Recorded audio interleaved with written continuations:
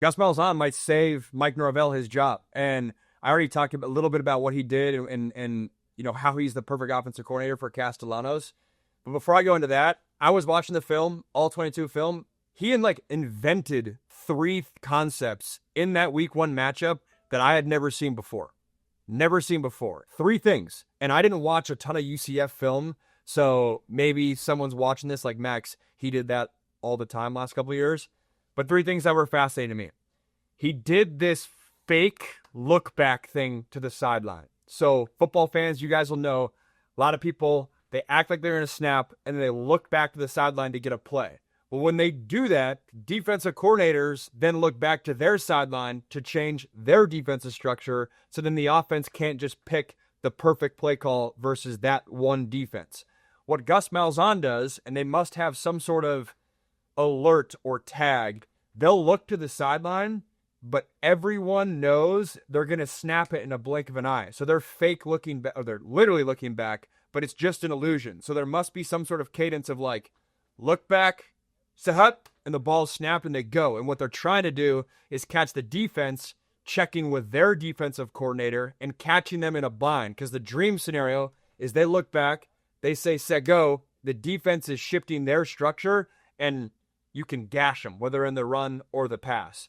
What it also does too is by being a team that does that with your cadence, looking back and fake checking with your coach, it doesn't allow the defense to change their defensive call. So then when you are actually looking back and getting a new play call, you can dice up against the exact defense that you're looking for. Genius by Gus Malzahn. I've never seen that before. I had Ole Miss last year in real life.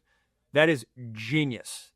Every offensive coordinator that plays with tempo should be installing that this week. Second thing, I don't know if they did this on purpose, but if they didn't do it on purpose, they should install it in the playbook.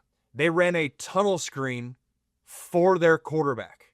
They ran a tunnel screen for Thomas Castellanos. Here's what I mean by that. You're like, Max, that's like physically impossible.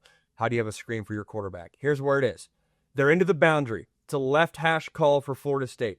Into the boundary. That matters because it's a shorter side of the field. They call a tunnel screen to that side of the field, meaning the receiver acts like he's going 3 steps up and then goes back underneath like he's going to go down the tunnel and on a screen route. When that happens, 3 offensive linemen release down to the numbers trying to pick up blockers, trying to get that corner, that linebacker, and that safety. Well, what happens is when you have a good athletic defensive line like Alabama, they recognize it's a tunnel screen. So that defensive end that's getting screened, when he realizes that, he then drops back into to go get the receiver, right? He's like, oh, running. They're trying to get a screen to the receiver. Let me go tackle the receiver.